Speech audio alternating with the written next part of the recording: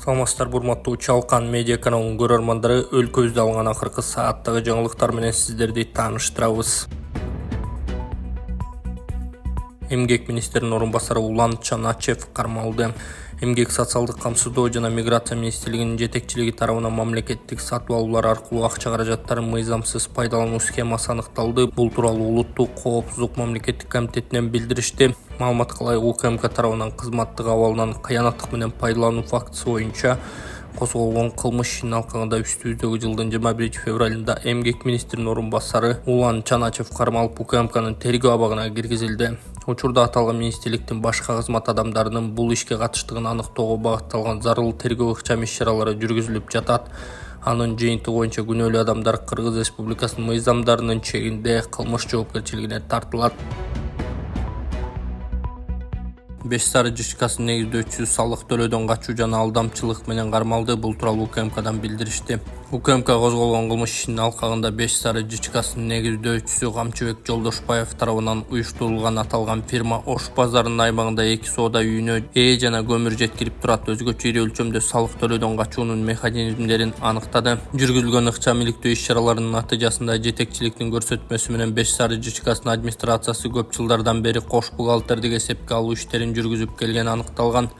Ижара келишимин түзүүдө формалдуу түрдө төмөндөтүлгөн сумма белгиленген, ал эми иш жүзүндөгү наркы расмий түрдө көрсөтүлгөндөн бир нече эсе жогору болгон. Реалдуу баанын өлчөмү соодагерлер үчүн сезилерлик деңгээлде байкалып, бул базарда сатылып жаткан товарлардын кымбатташына да алып келген. Ошондой эле 5 сары жичкасынын бухгалтериясы салыктык отчеттуулук документтеринде соода жайлар үчүн алынган пайданы жасалма түрдө төмөндөтүп, салык органдарына жалган маалыматтарды берип келген. 21 февралда 5 сары жичкасынын жетекчиси экс-депутат Камчыбек Жолдошбаев кармалып УКМКнын убактылуу кармоочу жайына киргизилген. Урматтуу Москвадагы мекендештер, Кыргызстанга жүк салууну каалап, бирок кимден жиберүүнү ойлонуп жаткан болсоңуз, биз сиздерге ишенимдүү ишкерди сунуштайбыз. Бул ишкердин аты жөнү Зайырбек Маматкаримов. 12 жылдан бери иш алып барган командасы сиздин аманатка кыянатты кылышпайт. Кыргызстанга салган жүгүңүздү күндүн аптабына же кыштын ызгаарына калтырбастан атайын жүк сактоочу кампасы Бишкек шаары Профсоюз көчөсү 38/1 дарегинде жайгашкан. Жүктү Москванын бардык жеринен өздөрү алып кетет. Алган жүктү Кыргызстандын 7 дубанына жеткирүүнү да кепилдешет. Кыргызстанга жумасына 2 машина жиберилет. Жүк баасы көлөмүнө жараша 500 рубльдан өйдө баланат. Дареги Нижегородское метросу, Перовское шоссе 9, строение 7. Байланыш номерлери +7 926 788 70 70. +7 929 624 63 64. Садыр Жапаров Татарстандын башчысы менен жолугуп Достук ордени менен сыйланды. Мамлекет башчысы Садыр Жапаров Казань шаарында келечектин оюндар эл аралык мультиспорттук мелдештин алкагында Татарстандын башчысы Рустам Миниханов менен жолукканын президенттин маалымат кызматы кабарлаган. Тараптар Кыргызстан жана Татарстандын ортосундагы эки жактуу кызматташтыкты тереңдетүүгө, кеңейтүүгө тийиштүү маселелерди талкуулашкан. Жолугушууда соода-экономикалык алакалар, илимий-техникалык кызматташуу жана маданий-гуманитардык байланыштарга өзгөчө көңүл бурулду. Ошондой эле Кыргызстан менен Татарстан элдеринин ортосундагы байланышты чыңдоо үчүн 2024-2025 жылдары маданият күндөрүн өткөрүүнү сүйлөшүштү деп айтылат маалыматта. Андан соң Миниханов Садыр Жапаровго Татарстандын эл аралык аброюн бекемдөө, Россия жана башка субъектлердин ортосундагы достук жана кызматташтыкты чыңдоодогу өзгөчө эмгеги, инвестициялык кайрымдуулук жана коомдук ишмердүүлүк үчүн Достук орденин ыйгарган. Кыргызстан президенти ыраазычылык билдирип, бул жогорку сыйлык Кыргызстан, Татарстан жана Орусиянын ортосундагы бузулбас достуктун дагы бир символу болуп калсын деген ниетин билдирген.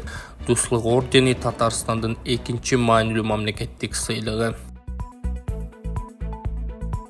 Машыктыруучу ордунда калабы Ташиев Штефан Таркович менен жолукту.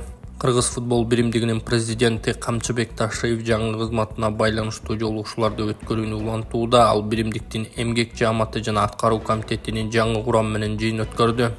Бүгүн уюмдун президенти улуттук курама команданын башкы машыктыруучусу Штефан Таркович менен сүйлөштү.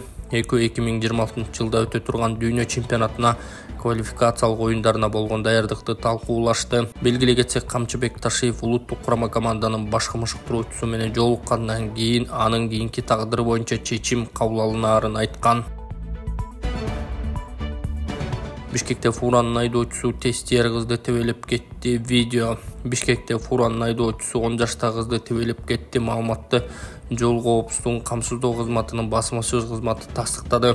Жол кырсыгы 22 февраль күнү эртең менен Тоңгуч Кечи районуна жакын жерде болгон. Видеодон көрүнүп тургандай тестиер кыз токтоп турган фуранын алдынан өтүп бара жатканда жүк ташуучу автоунаа ордунан жылып кызды тебелеп кеткен. Тилекке каршы окуучу кырсык болгон жерден үзүлгөн. 27 жаштагы айдоочу бир нече сааттан кийин пригородный айылынан кармалган. Милициянын маалыматында ал кызды байкабай калганын айткан. Мадумаров абакта калтырылды. Бишкек шаардык соту 22 февралда жогорку кеңештеги бүтүн Кыргызстан фракциясынын лидери Адахан Мадумаровду абакта калтырды.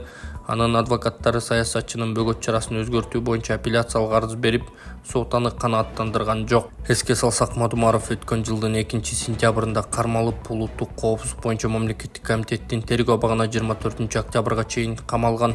Ага кыргыз-тажик чек арасындагы тилке боюнча 2009-жылы протоколго кол койгон үчүн мамлекеттик чыккынчылык деген берени менен айып тагылган. Мадумаров 2023-жылдын 26 октябрында эртең менен УКМКнын тергөө абагынан Бишкектеги Мирсаид Мирахимов атындагы улуттук кардиология жана терапия борборуна жеткирилип, кийин кайра абакка которулган. Учурда Мадумаровдун иши сотко өтүп, анда күбөлөр көрсөтмө берүүдө. Анын жактоочусу Ольга Жукова процессте жалпы 65 күбө сурала турганын билдирген. Ушул кыздын абалын көрүп, ар бир мусулман адам кайдыгер карабастан жардам берет деп ишенем. Ассаламу алейкум, урматтуу бир туугандар. Мен Эл үмүтү фондунун жетекчиси Полотбек Айдаркулов. 20 февраль 2024-жылга карата сколиозорус менен ооруган Малика тууралуу маалымат берем. Малика үчүн 200 000 сом каражат чогулду. Көп түкүрсө көл болот демекчи, 1,5 миллион сом чогултуп жардам кылып, ушул кичинекей кызыбыз Маликаны операцияга аман-эсен Түркияга жибере алалы. Сколиозорус менен ооруп, күндө жатканда кыйналып жатканын айтып, кайрымдуу элден муктаж болгон Маликанын апасы жардам сурайт. Кененирээк видеодон көрүңүздөр. Дагы да азыр 1,5 миллиондой каражат керек болуп жатат. Ошо 1,5 миллион каражат чогулса, буюрса Малика кызыбыз дагы кетет. Урматтуу кыргыз элим, барыңыздарга чоң рахмат. Ушуга чейин кылып келген жакшылыктарыңыздарга, соопторуңуздарга, кайрымдуулугуңуздарга сиздердин. Ушу биздин дагы кызыбызга дагы жардамга муктаж болуп турабыз. Акча котором десеңиздер, Мбанк Полотбек А деп чыгат, Сбербанк Полотбек С деп чыгат. Да ушу 1,5 миллиондой акча керек болуп жатат. Ушу кызымдын элдин балдарындай басып, чуркап, ойношун каалайм. Ушунун кыйналганын көрүп, түнкүсүн уктай албай, бир каптал менен гана жатып уктай алат. Ушу мектепке баргым келет, мен да балдар менен ойногум келет деп айтат. Айла жок.